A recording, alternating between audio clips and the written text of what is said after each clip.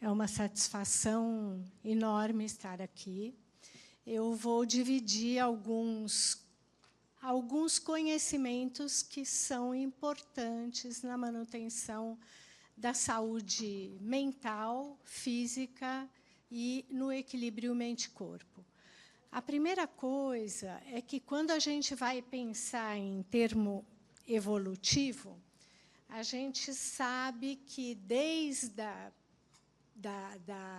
dos primeiros vertebrados, vamos dizer, dos anfíbios, até nós chegarmos ao homem, existiu, em milhões de anos atrás, uma divisão importante dos primeiros mamíferos para os outros, que foi uma característica que, para haver evolução, foi necessário haver uma conexão familiar e social de organização. Porque ou você procriava num grande número e estava à mercê de predadores, não que não exista isso ainda hoje, mas que precisava haver uma certa organização para que a evolução fosse efetiva. Se a gente for pensar em modos evolutivos, desde espécies répteis, vamos falar do réptil para diante a humanos, obrigada, nós vamos ver que houve uma evolução, uma complexidade maior da área cerebral. Então, se a gente for pensar que um réptil ele tinha um cérebro um pouco maior e com uma área desenvolvida para sobreviver, decidir quando ia atacar e quando não deveria atacar. Com os primatas, os mamíferos, houve uma outra camada a essa desenvolvida, que foi adicionada, que é o sistema que tem a ver com as emoções, com a proteção e com o cuidado. A gente chama de sistema límbico.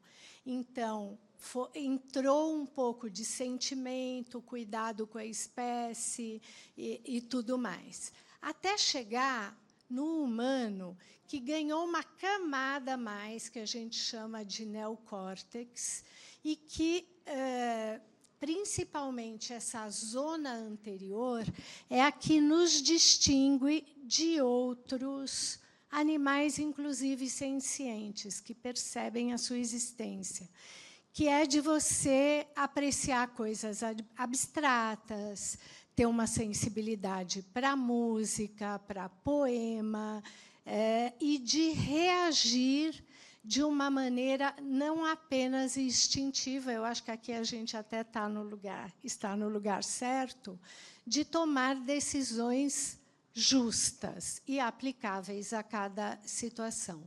Então, se a gente pensar, esse evolutivo trouxe habilidades e capacidades para que se vivesse de uma maneira adequada em um mundo, inclusive, que não é mais só uma selva, que você continua tendo perigos, como foram ditos aqui, que não são de um tigre, uma onça, uma cobra te atacarem, mas, às vezes, podem ter efeitos até semelhantes. Então, essa área do neocórtex é bastante importante para isso. E a gente tem o cérebro dividido em duas partes, embora ele pareça simétrico, ele tem habilidades diferentes e distintas. O lado direito do cérebro ele é mais relacionado a essa parte de criatividade, de intuição que existe em estudos, mostram, quando você fala seu feeling, e, muitas vezes, o lado feminino parece que tem essa área mais desenvolvida, talvez por ter sido negado algumas outras atribuições de treino, de força, etc. Essa parte é bastante desenvolvida. De olhar para o todo, de fazer experimentos e de procurar soluções para as situações. O lado esquerdo é o matemático. Ele é o lógico, analítico, sequencial, tem o olhar para frente, o argumentador. E eles precisam, é lógico, estar em harmonia e equilíbrio.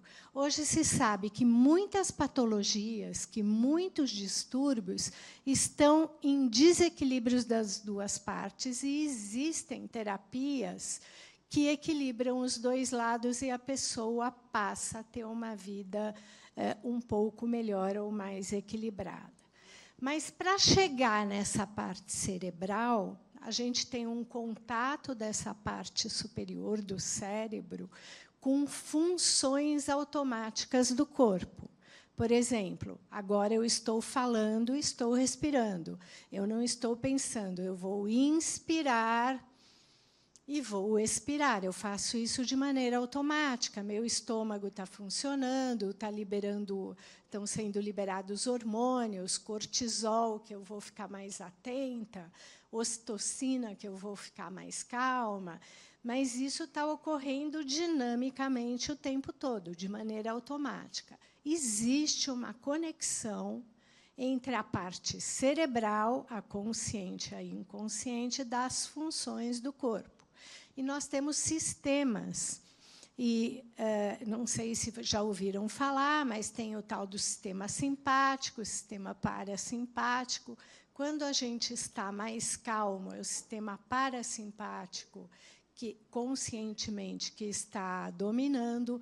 Quando a gente está mais tenso, com o coração batendo mais forte, é o sistema simpático que está predominando. Mas a hora que...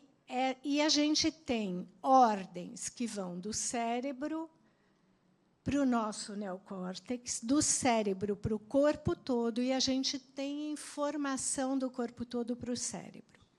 Então, a gente tem uma via que sai do cérebro consciente, uma via automática, e cada estrutura do corpo o tempo todo informa a parte central do que está acontecendo. São bilhões de informações por segundo. A hora que chega no cérebro, antes de chegar, os nervos se cruzam. Então, eu estou erguendo minha mão direita porque tem uma parte de comando, não é o mental, no lado esquerdo do meu cérebro que está comandando. Então, existe de parte motora. Se eu tive um AVC e tenho prejuízo do meu lado esquerdo, eu tive um AVC do lado direito. Então, inverte isso. E a gente tem que entender, quando vai ver estresse, vai ver qualquer processo de saúde, o estado de saúde é um estado de equilíbrio. É um equilíbrio que significa uma harmonia tanto do corpo, quanto da mente, quanto do emocional. E a gente vai dizer também que do lado espiritual, que é importantíssimo, e do lado energético. Embora as pessoas falem energia como uma coisa muito fluida, energia positiva, a gente tem um campo mesmo energético que é medido. Ele pode estar maior ou estar menor. Quando a gente está com medo, a medida é menor. Quando a gente está num estado de amoroso, é como se a aura, o campo energético aumentasse. Isso não é fato. E as pessoas que são mais conectadas com a espiritualidade, elas têm mais saúde, elas se recuperam mais rápido, e isso existem pesquisas que mostram coisas simples como pessoas que estão numa UTI e que recebem oração de pessoas anônimas, tem estudos N, elas se recuperam mais rápido e têm menos intercorrência. Então, tem alguma coisa que a gente não vê, que a gente pode chamar de fé, que tem a ver com fé, mas que existe concretamente, embora não seja tão palpável. é fato. Então, você ter um pensamento positivo, você ter uma conexão com uma espiritualidade, que não quer dizer que você seja religioso, mas, se você for, também ajuda, tem a ver com a sua saúde. Só que, a hora que você perde esse equilíbrio, essa harmonia, você vai desenvolver uma doença. E você vai desenvolver uma doença tanto no físico, quanto no mental, ou em ambos. Na realidade, essa divisão entre mente e corpo é uma coisa meio que teórica, que serviu há muito tempo atrás, na época do Renascimento, de poder desenvolver a ciência sem você estar sobre o jugo, que na época era da Igreja, e que não permitia que a ciência se desenvolvesse. Então, teve uma divisão teórica para continuar a se estudar, a pesquisar, que ocorreu no Ocidente, não ocorreu no Oriente, de modo geral, e que, no começo do século retrasado, mais do passado, começou a trazer de volta essa união entre mente e corpo, que, na realidade, nunca existiu a separação. Então, se você tem um problema em um departamento, você geralmente vai ter alguma coisa desorganizada no outro. Quando a gente vai ver uma definição de saúde, que é um estado dinâmico e completo pela Organização Mundial de Saúde, de bem-estar físico, social, mental e espiritual, se a gente fosse perguntar quem está completamente bem em todos esses tópicos, provavelmente ninguém tem saúde aqui, praticamente no planeta, quase que ninguém, ainda mais nos dias de hoje. Mas é um estado dinâmico que a gente tem que acreditar que, em alguns momentos, você está bem equilibrado e, em outros, nem tanto. Aqui já foi falado que resiliência ajuda demais, é um das principais ferramentas para você estar bem, mas existem outras armas, e existe uma que é muito importante. Eu acho que todo mundo já deve ter ouvido alguém falar: para um pouco e respira. Acho que todo mundo já ouviu. Respirar da maneira adequada pode fazer você sair de um estado de agitação simpática, do domínio simpático, ou de uma pré-síndrome do pânico, ou de uma do pânico, para entrar num estado de calma. E, se você aprender a fazer isso e testar isso num momento de calma, que não adianta você querer aprender a fazer alguma coisa nova no momento que você está desequilibrado, mas você sabe aplicar no momento necessário.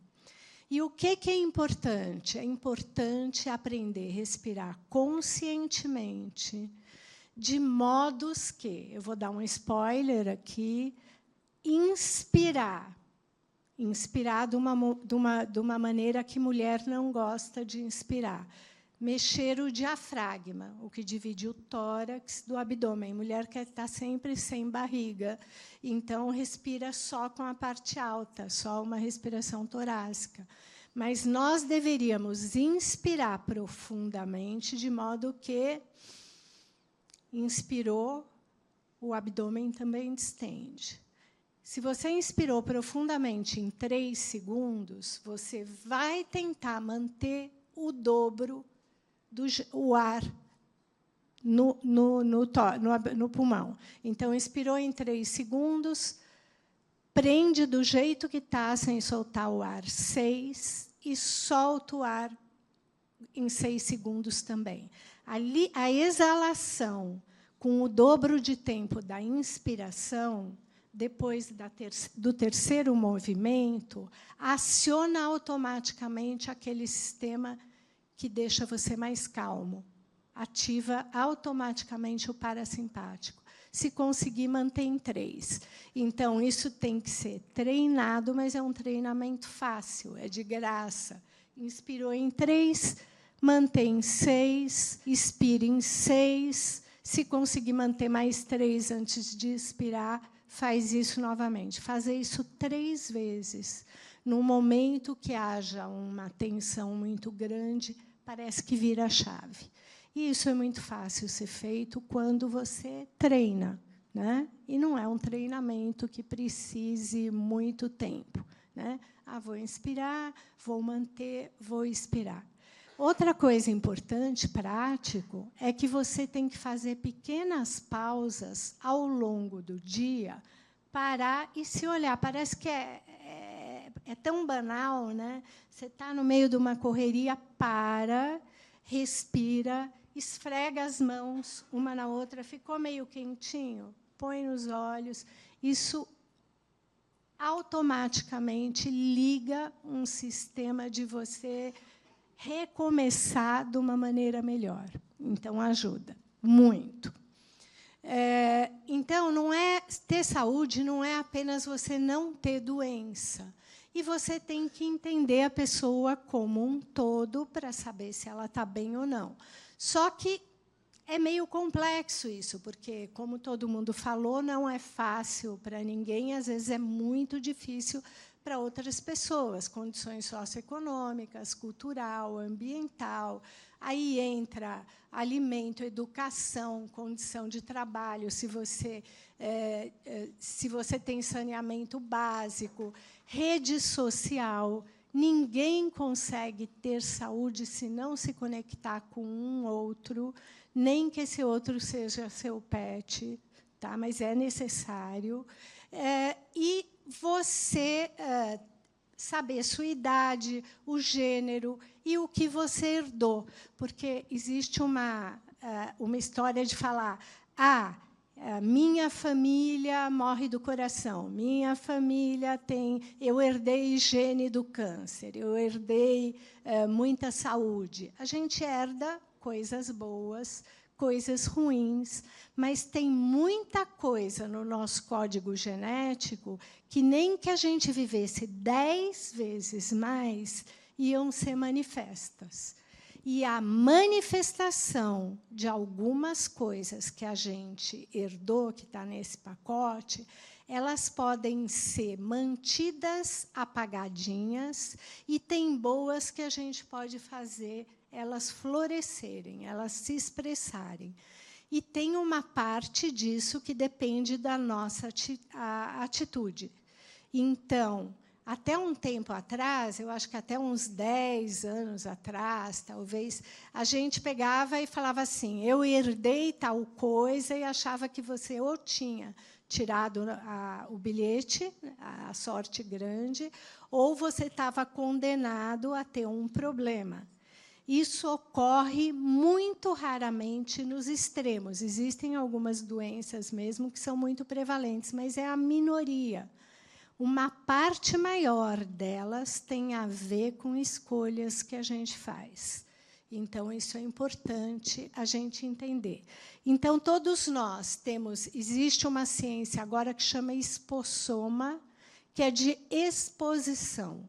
Então, desde que a gente foi gerado até o dia em que nós vamos deixar esse mundo, da morte de uma pessoa, nós somos expostos a fatores externos, internos, e eles se comunicam o tempo todo.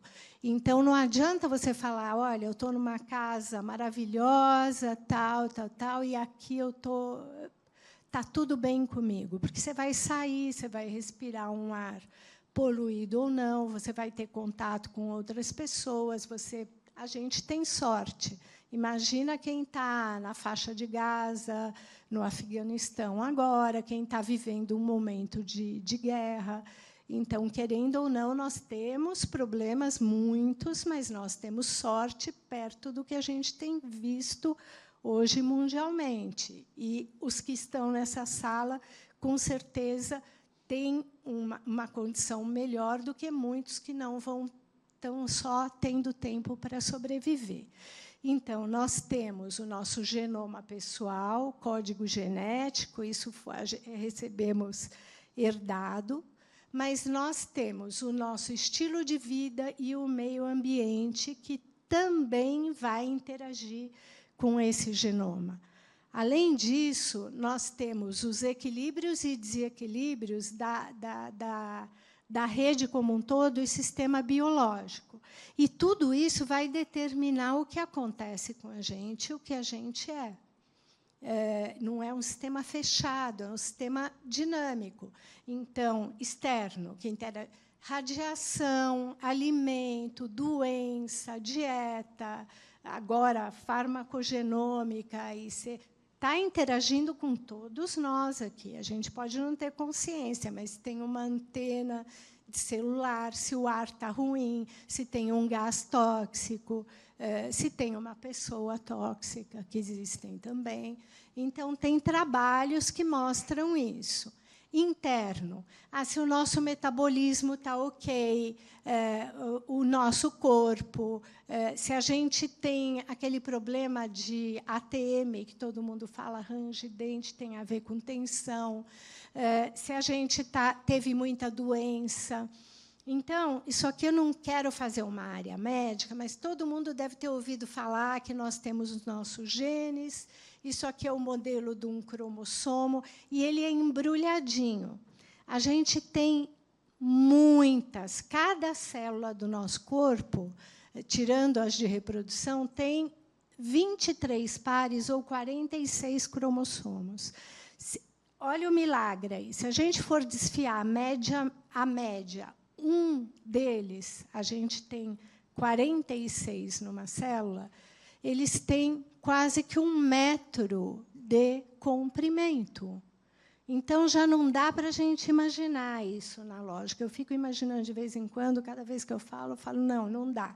É algo como o infinito e o microscópico. E a gente vai desfiando, desfiando, desfiando. No meio dessa linha do cromossomo, tem como se fossem uns carretéisinhos que mantêm esse alinhamento. Aqui, no meio de toda essa história toda enorme, tem umas partes que são os nossos genes. E eles só vão se manifestar quando eles estiverem assim, quando esse fio abrir. Senão, ele não vai se manifestar. Então, você imagina uma biblioteca com uma pilha de coisas enroladinhas, pode passar ali milhões de anos, aquele pode nunca se manifestar, esse.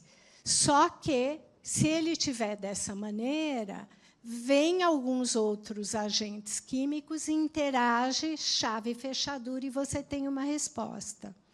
Então, estilo de vida, hábito, baixo estresse, o que você pensa, vai ajudar, existem reações químicas, a deixar isso fechadinho para o mal, abrir para o bem ou vice-versa. Lógico que não é tudo mágico, a gente não consegue fazer isso o tempo todo, mas a gente consegue fazer isso muitas vezes. E isso, essa capacidade de ter exposto ou não e mudar alguma coisa até que estaria escrito, vamos dizer assim, que a gente herdou, isso chama-se de alterações epigenéticas. São fatores externos que impressionam uma reação química no corpo e que vai modificar uma resposta. É como se a gente apagasse ou acendesse a luz de uma sala, de um ambiente. Então, a gente tem o muito importante hoje em dia são as alterações epigenéticas. Você está tomando proteína, vai fazer atividade física, vai desenvolver músculo. Seu gene não estava falando para você, de modo geral, que você ia ser mais musculoso ou não. Isso aí depende do que você escolhe fazer, muitas vezes. Você pode ter mais facilidade, mas você pode ser uma pessoa que não nasceu para ter uma compleição atlética e ter uma formação boa, ter uma capacidade de desenvolver outras coisas por causa da epigenética. Então, a gente fala, esse aqui é um DNA, uma parte desenrolada lá de um modelo biológico, que os mecanismos epigenéticos são como marcas que acompanham, como se fosse uma partitura de quem toca um instrumento musical. Você pode compor várias músicas e você pode, de uma determinada maneira, desenvolver coisas que você acharia que não, por mecanismos, por escolhas suas, mecanismos epigenéticos. Então, se a gente for ver, desde câncer, exercício, estresse, dieta, cigarro, infecção e inflamação, tudo isso vai passando pela nossa vida, tem uma interação do meio ambiente externo com o nosso organismo, vai ativar ou inativar genes, e nós vamos ter uma resposta, que é o que a gente chama de fenótipo. Tá? Que é o que aparece. Uma pessoa que está doente, uma pessoa que está musculosa. No cérebro, a mesma coisa. Uma pessoa que está mais otimista, uma pessoa que não está. É lógico que, se você tem uma tendência a ter uma depressão ou uma ansiedade, você vai tratar isso e vai, além disso, utilizar meios epigenéticos possíveis, que são muitos, para você ter sua melhor resposta. Então, aquela história de falar que a genética era destino, essa capa de Veja, aí, acho que faz mais de 20 anos que saiu, ela mostra que não era bem assim como se pensava, e o estilo de vida conta mais que herança genética, se a gente for somar. Ou conta, quase que empata. Então, nós conseguimos, muitas vezes, não desenvolver coisas que seriam desfavoráveis para a gente. Então, pesquisas nessa área mostram que nós podemos afetar a nossa saúde de forma favorável o tempo todo. E a vida fica, a saúde fica um pouco nas nossas mãos. Quando a gente sabe disso, a gente vai falar sobre vários aspectos. Por que a gente está aqui?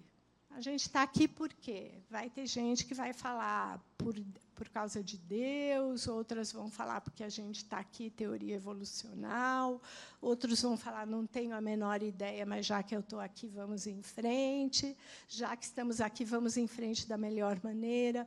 Mas a gente está cumprindo uma missão ou um propósito?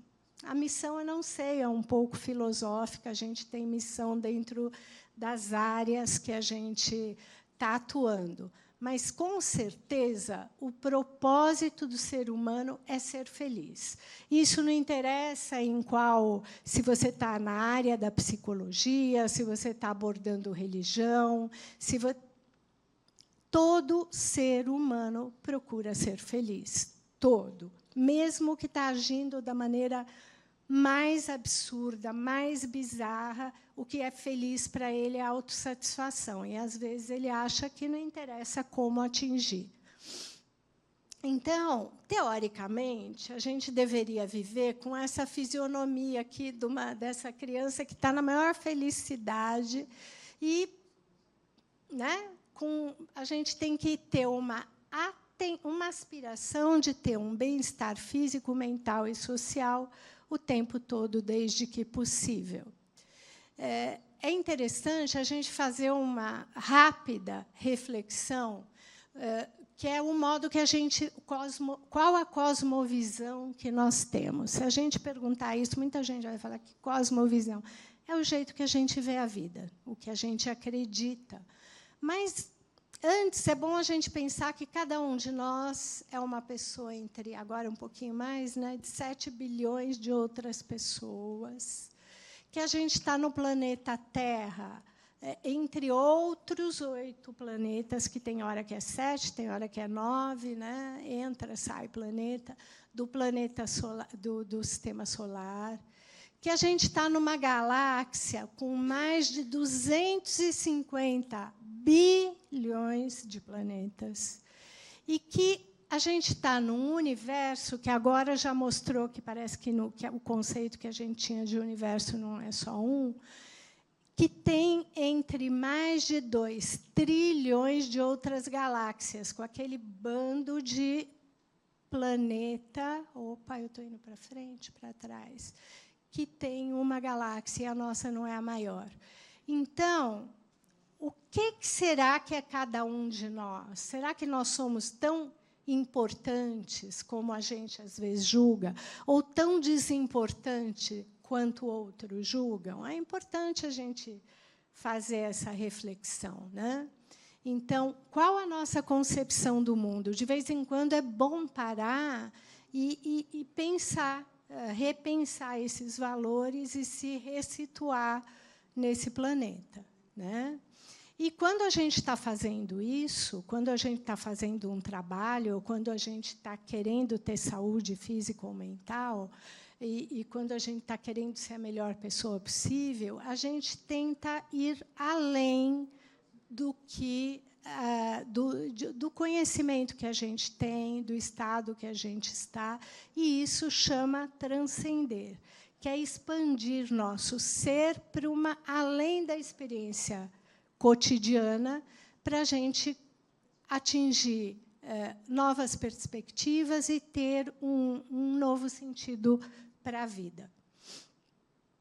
Agora, uma coisa importantíssima: nosso cérebro, agora, de todo mundo, ele está tendo muitas informações. Está ouvindo eu falar, está vendo a luz da sala, vendo o slide mudar. A gente tem muitas informações por segundo. Cada uma delas, o nosso cérebro processa assim: eu gosto, eu não gosto, tanto faz, para cada uma delas. E a gente não percebe. E isso gera uma resposta biológica, que é uma emoção básica. Então, vamos chamar de emoção. Elas provocam respostas biológicas, cada uma delas, em 100 a 200 milésimos de segundo. Então, o que a gente percebe de consciente é um grãozinho de areia no que ocorre o tempo todo. Mas a gente tem que ter essa consciência que a gente, quando olha uma coisa, a gente já antes sabe: eu gostei ou não gostei, tanto faz. Eu gostei, não gostei, tanto faz. Isso vai fazer você ter uma resposta que, muitas vezes, vai de acordo com o que você acredita que é ético ou que é padrão no nosso meio. E, através disso, a gente vai procurar um equilíbrio, que seja ele mais simples ou seja ele um pouquinho mais complexo, mas que a gente tem que estar fazendo isso a todo momento. O Paul Ekman foi considerado, ele faleceu há pouco, mas ele foi considerado um dos 100 maiores psicólogos do século passado. E ele falava que todas as pessoas, estudando profundamente já, não vou nem falar de Freud, de Jung, nada disso, quer ser feliz. E que as pessoas têm emoções no caminho da vida, e o negócio não é você: não quero mais ter medo, não quero mais ter raiva, não quero... É como você vai lidar com as emoções que nem sempre são positivas. Ele descreveu, ele foi um das pessoas que deu a consultoria para aquele filme Divertidamente. E ele que descreveu, basicamente, as 5 emoções primárias. Se a gente for ver, tem a tristeza, aversão, raiva, prazer e medo. E a gente vê que tem uma alegria ali, né? Tem alegria também, que é o prazer, e tem 4 outras que a gente acha que, teoricamente, não são tão boas, né? E daí você vai para aquela história: o ser humano é bom, o ser humano é ruim, basicamente. Por que a gente tem instintos, basicamente, que nos provocam sensações não tão positivas? Porque a gente está aqui, desde a época evolucional, para sobreviver. E, para sobreviver, não dá tempo de você pensar numa coisa elaborada como alegria, né? Tem a ver de você falar: estou vivo, não estou vivo. Então, essas emoções básicas, elas servem para te proteger, a maioria das vezes, de outras disfunções. Cabe a nós, que temos neocórtex bem desenvolvido, cultivar mais alguns lados dessas emoções primárias. E deixar outros, não suprimir isso não existe, mas reconhecer e não desenvolver demais, quando não necessária, as outras.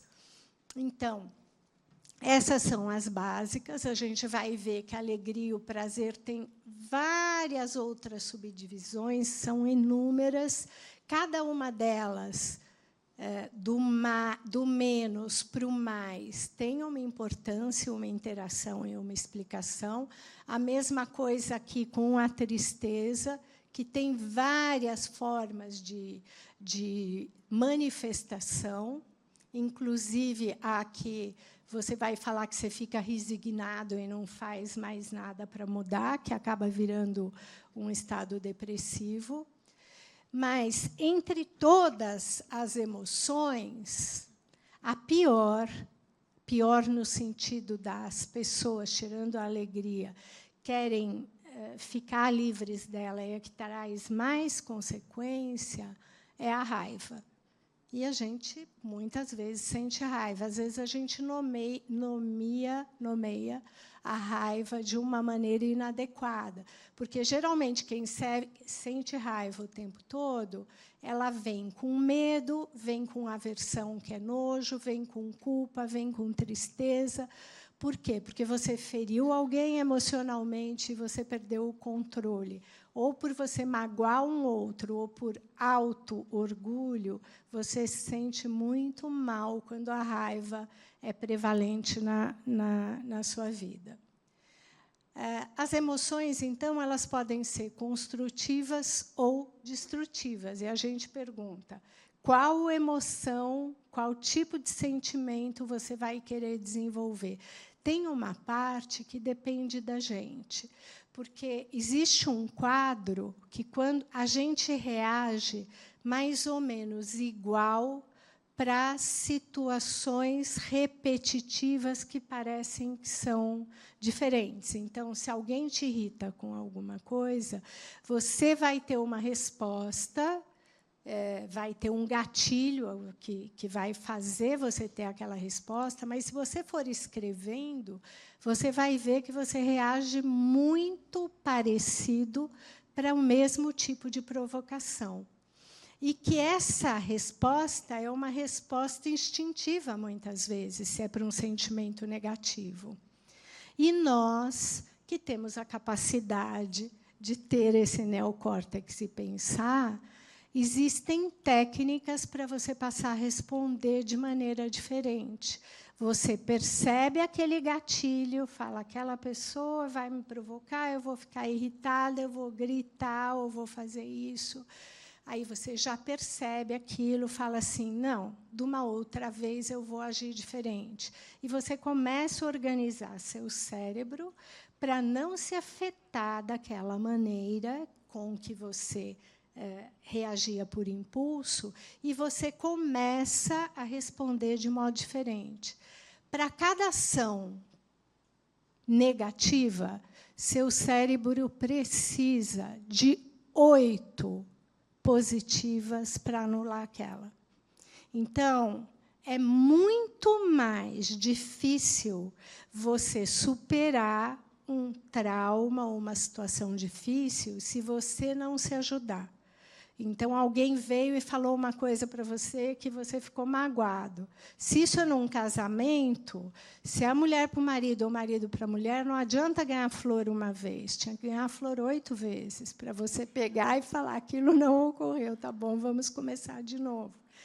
Então, a gente precisa, quando quer mudar uma atitude, falar com o nosso interior. Olha, eu quero mudar de atitude. E precisa falar muitas vezes, que nem uma criança pequena que, às vezes, fala assim, vai lá e põe o dedinho na tomada. Você fala, não. Aí, 2 minutos depois, ele põe. Na quarta, ele está olhando ali, ou para a mãe, ou para o pai, ou para a irmã, tipo assim, ponho. Ele só vai deixar de pôr, ou se ele levou um choque, ou se ele teve um argumento bom para mudar. Então, o nosso cérebro, ele quer dar resposta rápida. A resposta rápida é automática. A automática é aquela que você aprendeu, nem sabe de onde. E, às vezes, é ter uma resposta agressiva. Quando você quer mudar, você tem que falar, olha, depois da resposta, meu querido cérebro, eu não quero mais responder assim. Você vai ver que, algumas vezes, você ainda vai responder daquele jeito, mas tem uma hora que vem algo rapidinho e fala, como que você vai querer reagir agora? Então, com treinamentos do equilíbrio emocional, de compaixão, de atenção plena, você vai pegar a sua resposta automática e vai fazer crescer a sua voluntária. Você vai redirecionar a sua resposta para uma maneira mais adequada. Isso pode ser ótimo na sua vida familiar, para a sua saúde, no seu trabalho. Quem tem inteligência emocional tem mais sucesso nas coisas. Não quer dizer que quem não tem sucesso não tenha, mas ter inteligência emocional ajuda. E isso é cultivado e aprendido. Então, quando a gente fala em amor, fica falando em amor, parece que está num culto, mas não é. É um amor genuíno, é importantíssimo. A gente quer ser feliz, a gente precisa ter um sentimento de amorosidade para com o mundo e para com as pessoas. A gente tem que ter fé, precisa ter espiritualidade, que não significa que você seja religioso, mas você acreditar no potencial das pessoas e do ser humano. Então, isso depende de mudança de atitude, paradigma, mudança de estilo de vida. E tudo isso vai fazer com que você se redirecione para melhorar.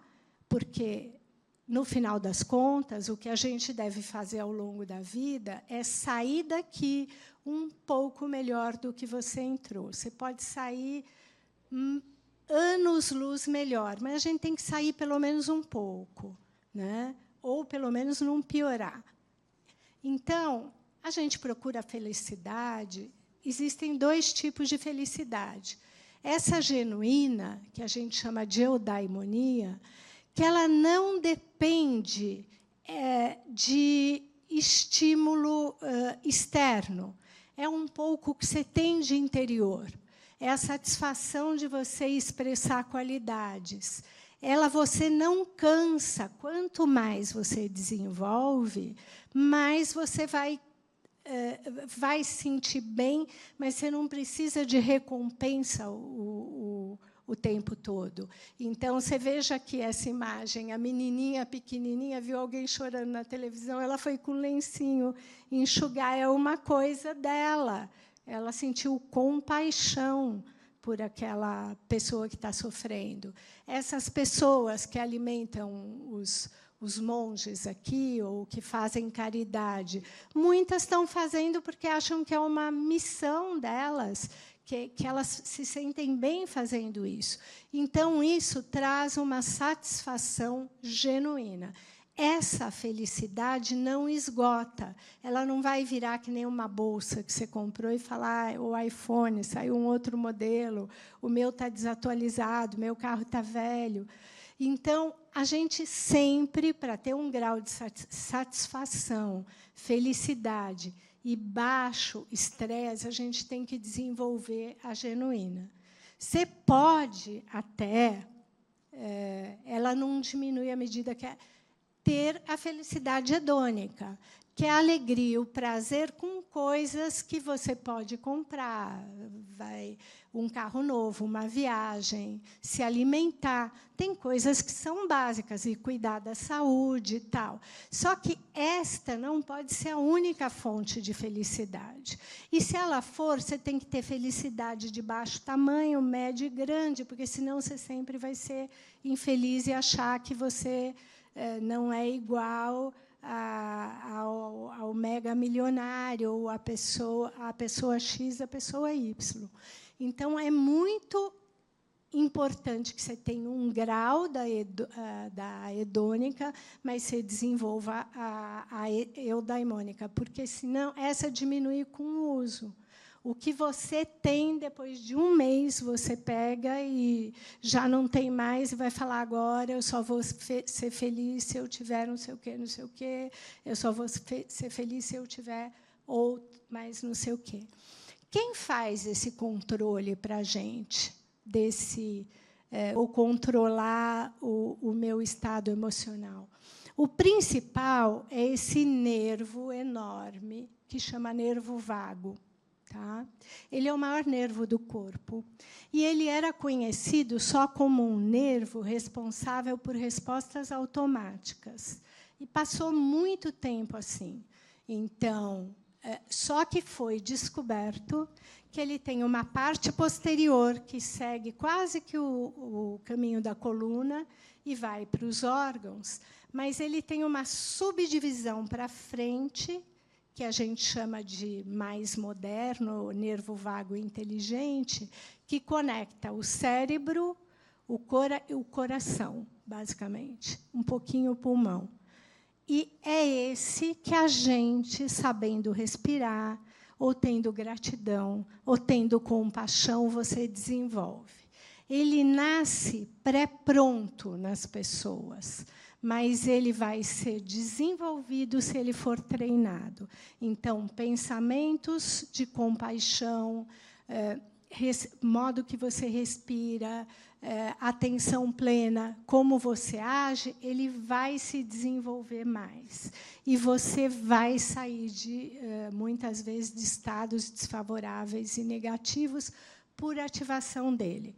Então, ele precisa ser ativado. Para ele ser desenvolvido, precisa ter bons pensamentos, vamos dizer, para ele florescer.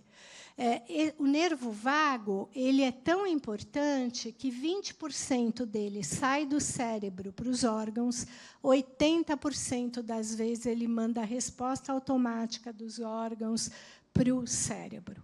Tá? E tudo isso ocorre de maneira inconsciente. Então, ele sai daqui, logo atrás da orelha.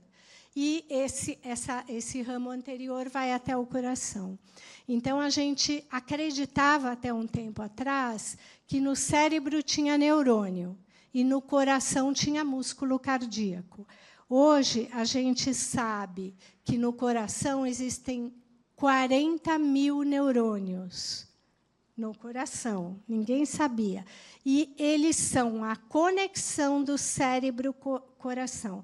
Então, quando uma pessoa fala, eu te desejo isso de coração, ela pode estar desejando mesmo de coração, porque ela está acordando essa comunicação entre cérebro e coração.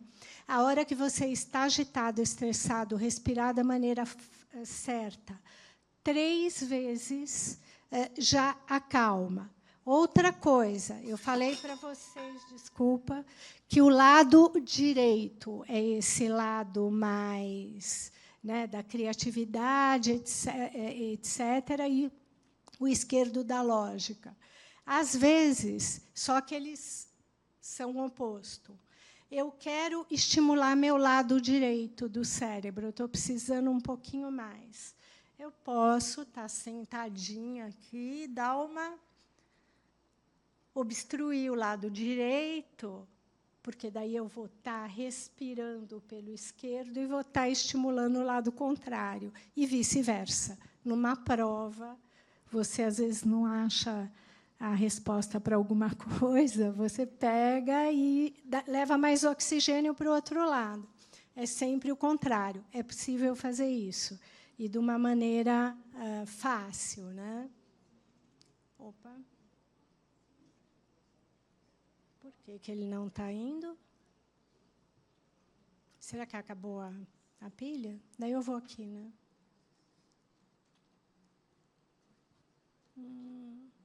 Tá. Deu um bloqueio aqui. Travou o sistema. Bom, de qualquer maneira, a gente tem como estimular essa conexão cérebro. Obrigada. Ah, tá. Aqui vai ter um videozinho também, rápido. Então, na realidade, esse nervo vago, essa porção anterior, ele está diretamente ligado ao cérebro e o coração. E sentimentos positivos ajudam a estimular. A gente tem 3, então a gente tem esse vago anterior, que dá sensação de segurança, interação social, pessoas que têm mais, desenvolveram ele ou na infância, com uma mãe ou um pai que acreditava mais no filho, teve num esquema menos rígido, tiveram pessoas amorosas ao redor. O simpático é o estresse responsável, e a gente tem um que nem todas as pessoas têm, mas é o você congelar numa situação de absoluto perigo, que tem gente que desmaia, apaga, tem pessoa que não consegue mais falar.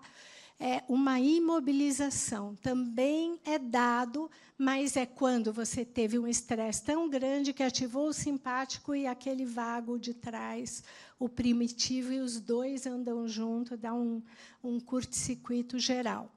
Então, existe mesmo uma comunicação, não há, ninguém é só razão ou só emoção.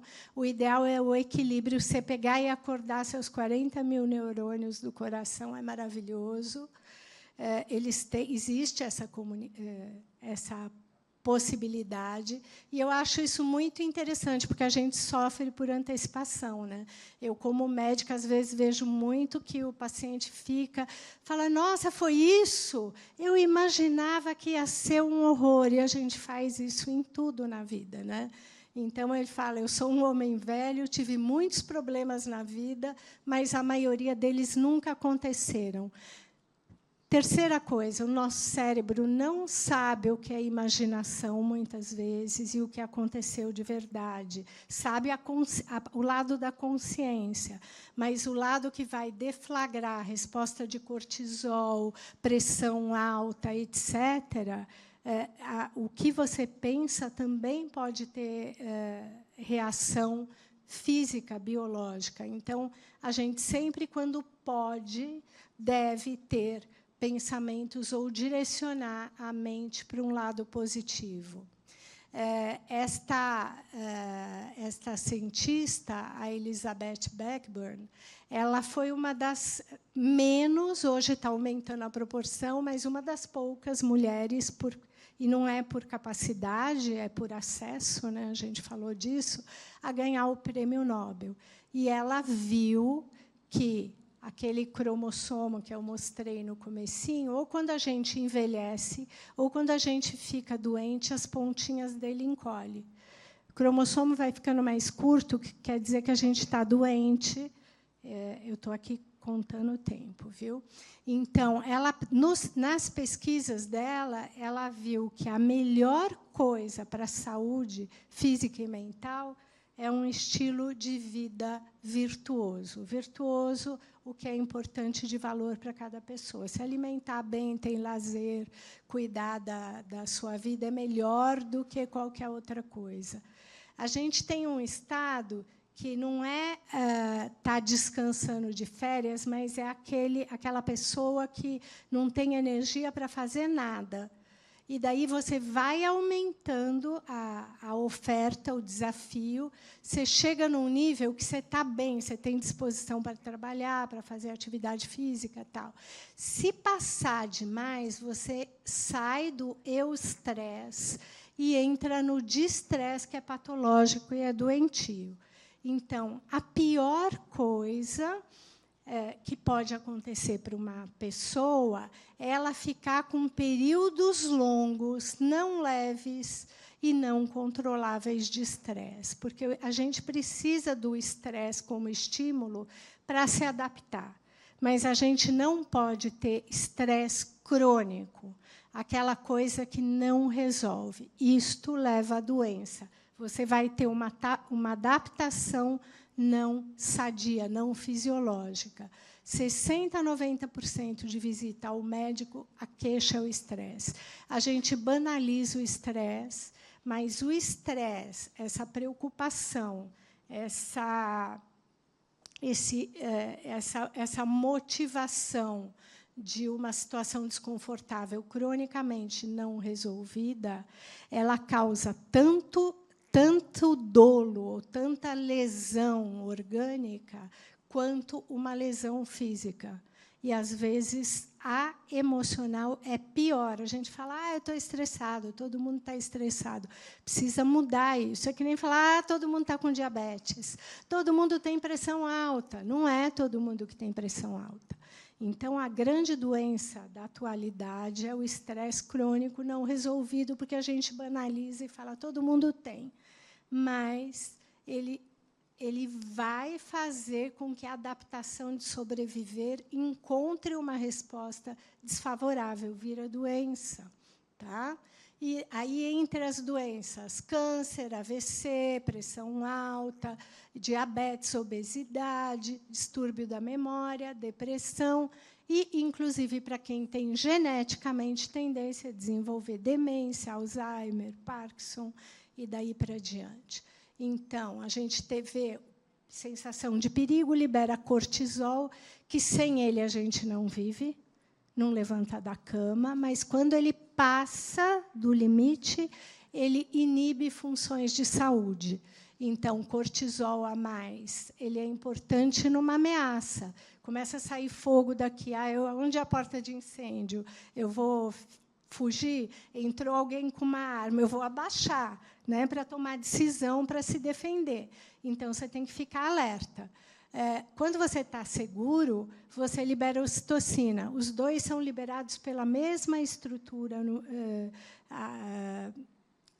pelo mesmo estímulo, que é uma situação boa ou ruim. Quando o cortisol está baixo, a ocitocina está alta e vice-versa.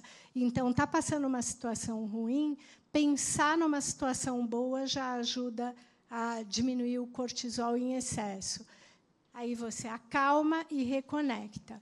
Então, o estresse crônico leva à inflamação, inflamação leva à depressão, diminuição da imunidade, pode levar à doença autoimune, pode levar a câncer, pode levar à depressão.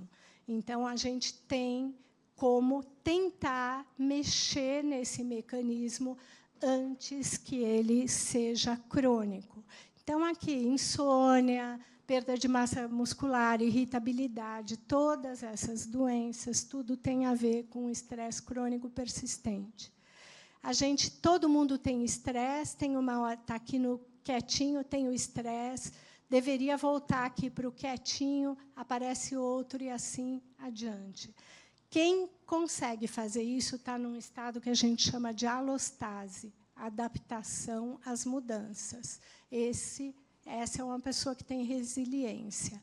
Ela tem equilíbrio através da mudança. O que acontece com a gente é que a gente está aqui, teve um estresse, daí volta, mas volta para um nível um pouquinho mais alto do que o anterior e já está no patológico, teve outro, teve outro, é sobrecarga alostática e burnout. Esse é o grande problema. Então, quando a gente está com sobrecarga, a gente é vulnerável. As pessoas em grandes cidades têm mais de 100% de crises, de tendência de ter crises de esquizofrenia, 40% de sintomas de depressão, 20% mais ansiedade. Solidão é percebida como carga alostática e leva à doença. Solidão é uma das piores doenças. As pessoas morrem 5 vezes as solitárias mais do que pessoas que têm uma conexão social boa. Tá? É a pior doença, não tem dúvida disso. Ter uma conexão social pobre equivale a fumar 2 maços de cigarro por dia. Então, a pessoa vai falar, eu tenho um monte de amigo, não vale só amigo virtual. Eles ajudam, mas precisa ter amigo de verdade. Tá? Porque, hoje em dia, a gente está com outro problema, né? Que as pessoas falam, eu tenho 1 milhão de amigos, tudo gente que a pessoa não conhece. Então, os hormônios da rota, ou da doença, ou da saúde, ocitocina e cortisol, Muitos estudos mostram que o amor realmente conta muito, essa sensação amorosa. A liberação de ocitocina é a base biológica dos laços humanos e ela é liberada pelo toque, massagem, uma pessoa encontrar a outra, abraço. Um abraço de 5 segundos libera ocitocina, desde que seja consentido, por várias horas. Ela é induzida pela interação social. Toque faz liberar ocitocina para quem aplica massagem, a não ser que ela odeie o emprego, e para quem recebe. E isso faz reduzir a dor física. Os seres humanos evoluíram lá do começo para que conexão segura tenha uma resposta de efeito biológico saudável. Então, toque libera ocitocina, animal de estimação aumenta a longevidade, diminui em 20% a taxa de mortalidade. Vale para peixe, que você gosta também. Se deixar uma criança 20 minutos na natureza, ela melhora a cognição, vai aprender melhor e diminui o déficit de atenção, porque, hoje em dia, todo mundo quase que é taxado de déficit de atenção. Então, a gente deve ter atenção a isso. E os japoneses, eles têm uma história que eles falam que a pessoa precisa de banho de natureza. Então, cada 15 dias, eles vão para um parque, para uma floresta, porque a gente passou mais do que 99,9% da história da humanidade em contato com a natureza. Então, melhora o sistema imune, melhora a cognição, melhora a memória. Eles chamam isso de Shinrin-yoku. Eu não sei se eu estou falando que é banho de floresta. Ter planta em casa melhora também a memória. Ter um vasinho na frente da mesa melhora o estado de espírito. Isso é uma coisa fácil de fazer. Num estado amoroso, a gente produz mais célula que vai lá e tenta destruir a célula da doença. Então, melhora a nossa imunidade. E a gente tem uma célula, um gene, que chama gene dependente da experiência, desde o útero.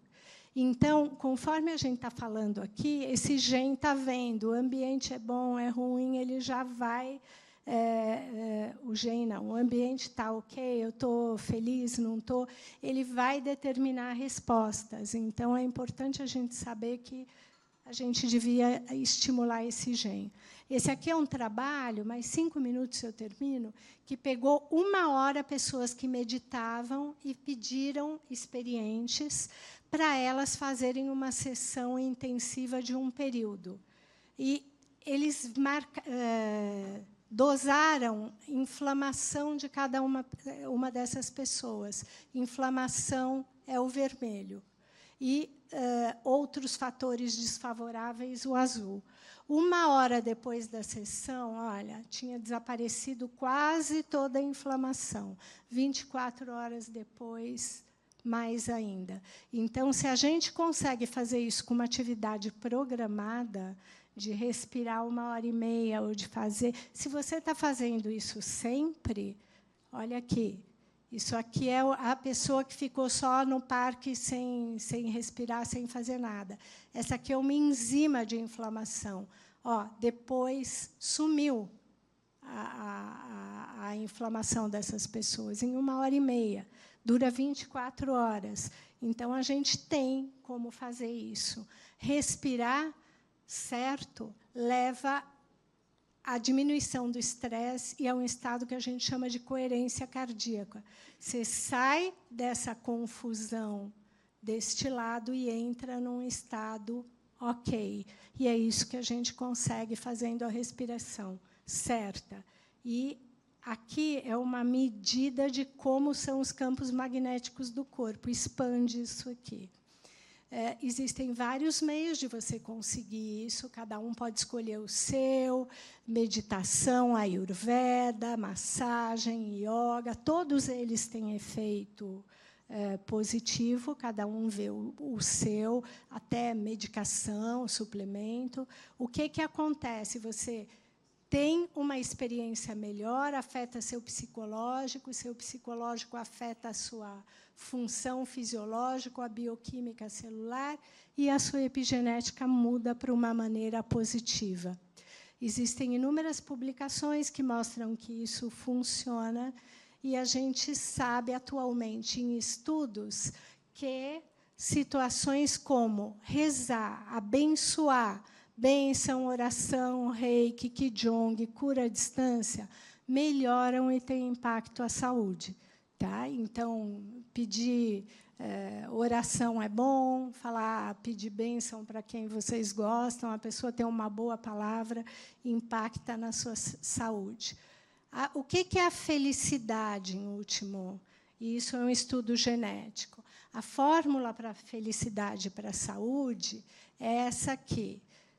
100% vai depender dos genes até 50%. Então, você não é refém do seu gene. Condição circunstancial, 10%. A gente nasceu aqui, não no Afeganistão. Eu fui para a escola, eu tenho água filtrada, saneamento básico, eu não vou ter verminose, vou ter doença, etc. E atividade intencional, 40%.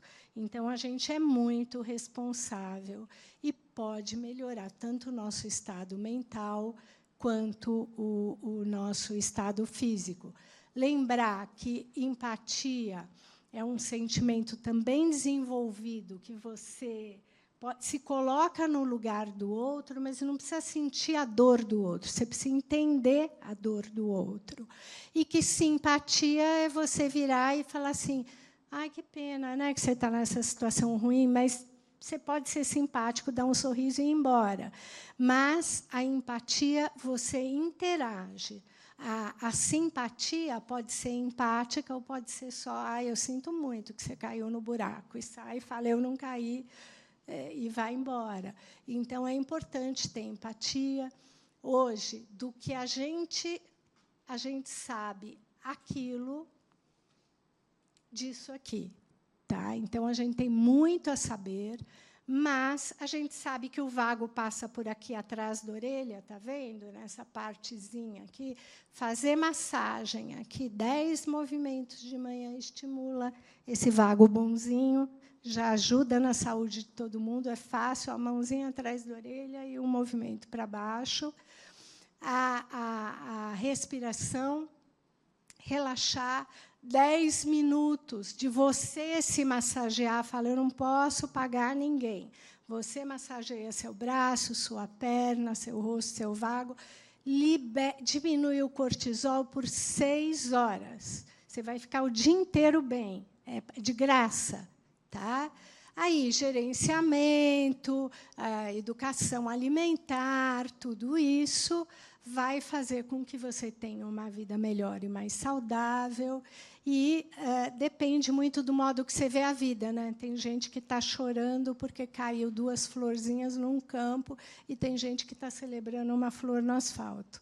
Então, a gente tem que se equilibrar, a gente tem que estar bem e, que nem diria Gandhi, felicidade é quando o que você pensa, o que você diz e o que você faz está em harmonia, precisa ser coerente. Muito obrigada.